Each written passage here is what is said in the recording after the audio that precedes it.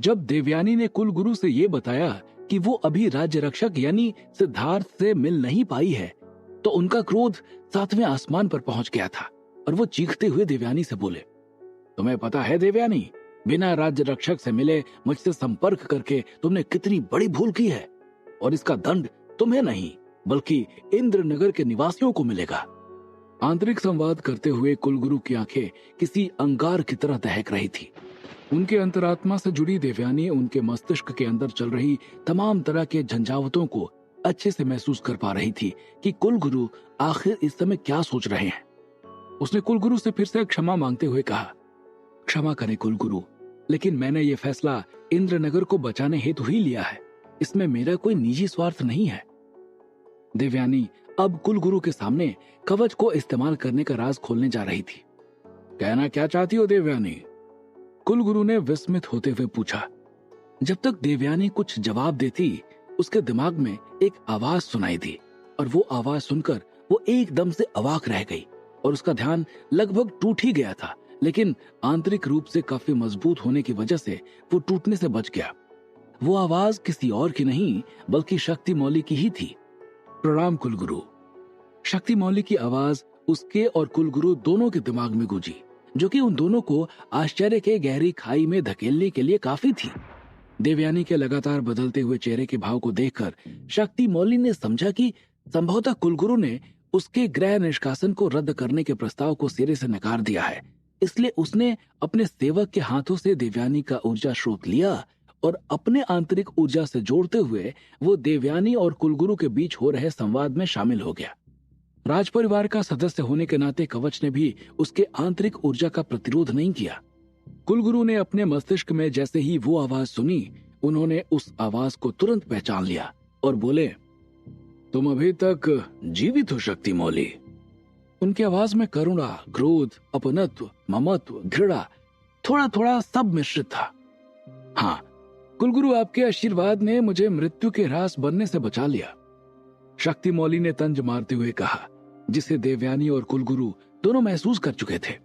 क्योंकि शक्ति मौली के प्रणाम करने पर भी कुलगुरु ने आशीर्वाद नहीं दिया था और ये उसी संदर्भ में था। तो देवयानी के मुझसे संपर्क करने का कारण तुम हो शक्ति मौली? कुलगुरु का चेहरा थोड़ा सा भयभीत सा लग रहा था। उनके मस्तिष्क में वो बात घूम गई जब उन्होंने शक्ति मौली को दंड देते हुए गृह से निष्कासित किया था। इंद्रनगर राज्य के सभागार में एक सन्नाटा पसरा हुआ था। आज युवराज शक्ति मौली को दंड सुनाया जाने वाला था। कुलगुरु विचित्रवीर अपनी गद्दी पर राजगुरु, प्रधानमंत्री समेत तमाम मंत्रीगण, राज्य के गणमान्य नागरिक, सेनापति समेत बहुत सारे लोग वहां मौजूद थे और सभागार के बीचों बीच महाराज चंद्रमौली के छोटे भाई और सेना के प्रमुख अधिपति शक्ति मौली अपना सिर झुकाए खड़े हुए थे। सिंहासन पर बैठे महाराज चंद्रमौली ने वहां पसरे सन्नाटे को तोड़ते हुए अपना निर्णय सुनाया। आंतरिक जांच में यह सिद्ध हुआ है कि युवराज शक्ति मौली दोषी हैं और राज्य के नियमों के अनुसार कुलगुरु को यह अधिकार है कि वो युवराज शक्ति मौली को दंड दें या क्षमा करें। लेकिन मैं कुलगुरु से निवेदन करूंगा कि राज्य की जनता के आक्रोश और मंत्री परिषद के द्वारा दी गई आज्ञा को ध्यान में रखते हुए ही कोई फैसला ले। कहते हुए महाराज चंद्रमौली का गला भर आया था। भले ही वो राज सिंहासन पर बैठे हुए थे, लेकिन उनके अंदर इतनी हिम्मत नहीं थी कि कुलगुरु विचित्रवीर के आगे कोई फैसला ले सके। युवराज की पदवी छीन ली जाए और साथ ही राज्य रक्षक आदित्य को आदेश दिया जाता है कि वो युवराज को इस आकाश गंगा से उठाकर बाहर फेंक दे। कुलगुरु ने अपना अंतिम निर्णय सुनाते हुए जैसे ही आदेश किया, हाथ जोड़कर सभागार के बीचों बीच खड़े शक्ति मौली की आंखें छलछला गई और उसने कुलगुरु की ओर देखते हुए कहा, पदवी छीन लीजिए कुलगुरु, लेकिन गृह निष्कासन, ये दंड तो मृत्यु दंड के समान है। उसकी आंखों में गृह निष्कासन और मातृभूमि से दूर जाने का दर्द साफ दिखाई दे रहा था। दूर हो जाओ मेरी नजरों से शक्ति मौली, तुम्हारे द्वारा किया गया अपराध क्षमा करने योग्य नहीं है। इसके लिए हमारी नजर में मृत्यु दंड देने का प्रावधान है, लेकिन राज परिवार का सदस्य और इंद्रनगर की सेना का पूर्व सेनापति होने के नाते तुम्हें मृत्यु दंड ना देकर ये दंड दिया जाता है। इतना कहते हुए वो उठे और बिना शक्ति मौली की तरफ देखे सभागार से बाहर चले गए। किन विचारों के समंदर में गोते लगा रहे हैं कुलगुरु आप?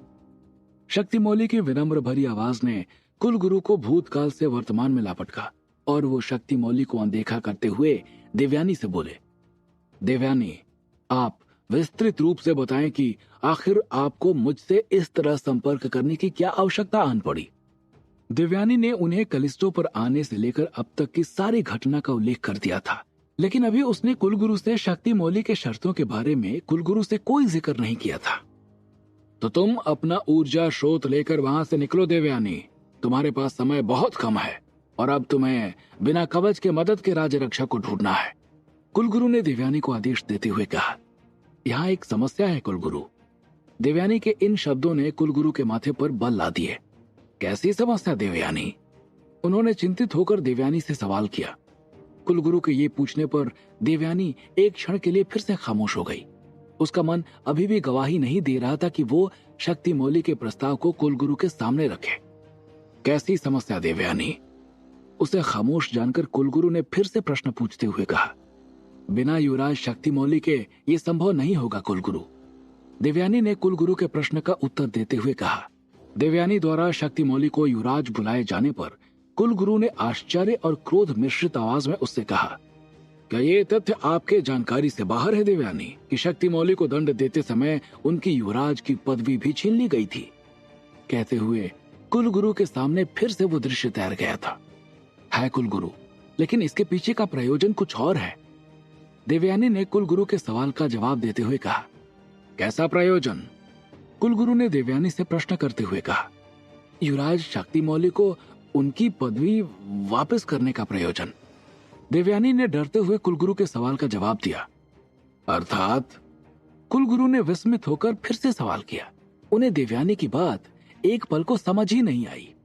कुलगुरु, मैं कार्यवाहक राज्य रक्षक होने के नाते आपके समक्ष युवराज शक्तिमौली को क्षमा करते हुए उनका दंड समाप्त करने का प्रस्ताव रखती हूँ, जिसमें उनका गृह निष्कासन खत्म किया जाएगा और उन्हें युवराज की पदवी वापस करने के साथ राज परिवार के सदस्यों से जुड़ी सारी सुख सुविधाएं प्रदान की जाएंगी। देवयानी एक ही सांस में पूरी बात बोल गई। ऐसा लगा कि वो बीच में कुलगुरु का उत्तर सुनना ही नहीं चाहती थी। देवयानी! कुलगुरु की दहाड़ से देवयानी और शक्तिमौली दोनों का मस्तिष्क गूंज गया। न ही उनका मस्तिष्क, अभी तो कुलगुरु का आश्रम भी उनकी इस आवाज से गूंज उठा था, क्योंकि अब की बार वो क्रोध में आंतरिक संवाद करते करते बाहर आ गए थे और उनके मस्तिष्क और मुंह से एक साथ आवाज निकल गई थी। देवयानी, क्या आप होश में हैं? कुलगुरु की दहकती आवाज देवयानी के कलेजे को डरा रही थी। कुलगुरु, युवराज शक्तिमौली को क्षमा करना हमारी बाध्यता है। मेरा विमान टूट चुका है और बिना युवराज के सहयोग के मैं अब दूसरे ग्रह पर नहीं जा सकती। देवयानी ने कुलगुरु के प्रश्न का उत्तर देते हुए कहा। देवयानी, इंद्रनगर के 1000 वर्षों के इतिहास में आज तक किसी को भी क्षमादान नहीं दिया गया है। अगर मैं ये करता हूँ तो ये मेरे लिए अपमान का विषय होगा और सदा के लिए ये मेरे चरित्र पर दाग लग जाएगा। कुलगुरु के जवाब में अब की बार क्रोध के बजाय भावुकता थी। ऐसी भावुकता जो बता रही थी कि कुलगुरु शक्तिमौली को क्षमा करने के पक्षधर नहीं है। इंद्रनगर को बचाना हमारा पहला कर्तव्य है कुलगुरु। अगर इंद्रनगर ही नहीं रहेगा तो कैसा अपना, किसका अपमान? देवयानी अब कुलगुरु के ऊपर अपने उत्तरों के द्वारा हावी हो रही थी। कुलगुरु ने देवयानी की बात को गौर से सुना और कहा, ठीक है देवयानी, मैं अकेले इसका निर्णय नहीं ले सकता कि युवराज शक्तिमौली को क्षमादान दिया जाए या नहीं। इसके लिए मुझे नए राजगुरु, नए प्रधानमंत्री सहित मंत्री परिषद, दोनों महारानियों और भावी महाराज रुद्रदेव और युवराज परमदेव समेत जनता जनार्दन की राय जाननी होगी और इसके बाद ही मैं इस बारे में कोई निर्णय ले सकता हूँ। साथ ही साथ शक्तिमौली को जिस कृत्य के लिए दंड मिला था उसकी पीड़िता से भी मुझे हामी भरवानी होगी। कुलगुरु ने हालात को भांपते हुए जवाब दिया। जब कुलगुरु द्वारा शक्तिमौली को यह सुनाई दिया तो उसकी बाँछें खिल गई। वो समझ गया कि हो न हो अंतिम निर्णय उसके ही पक्ष में आएगा, लेकिन पीड़िता की हामी अभी भी उसकी चिंता का विषय बनी हुई थी।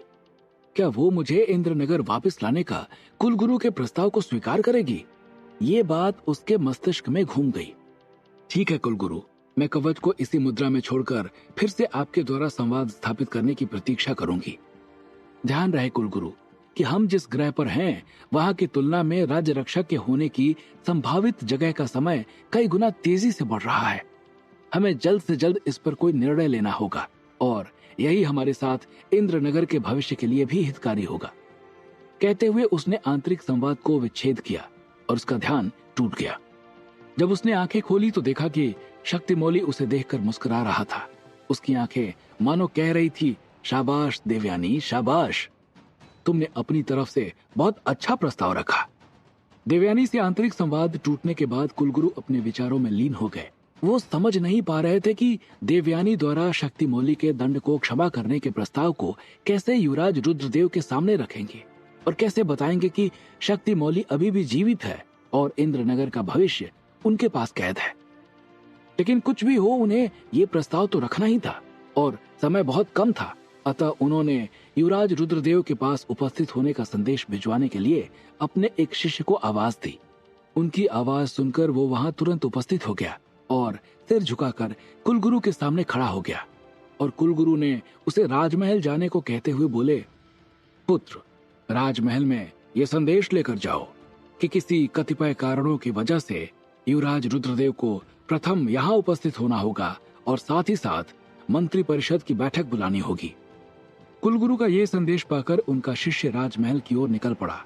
वो जैसे जैसे कुलगुरु की नजरों से दूर जा रहा था, उनके मस्तिष्क में आने वाले समय के तमाम झंझावत किसी तूफान की तरह उमड़ घुमड़ रहे थे, जो बता रहे थे कि आगे कितना विपदा भरा समय आने वाला है।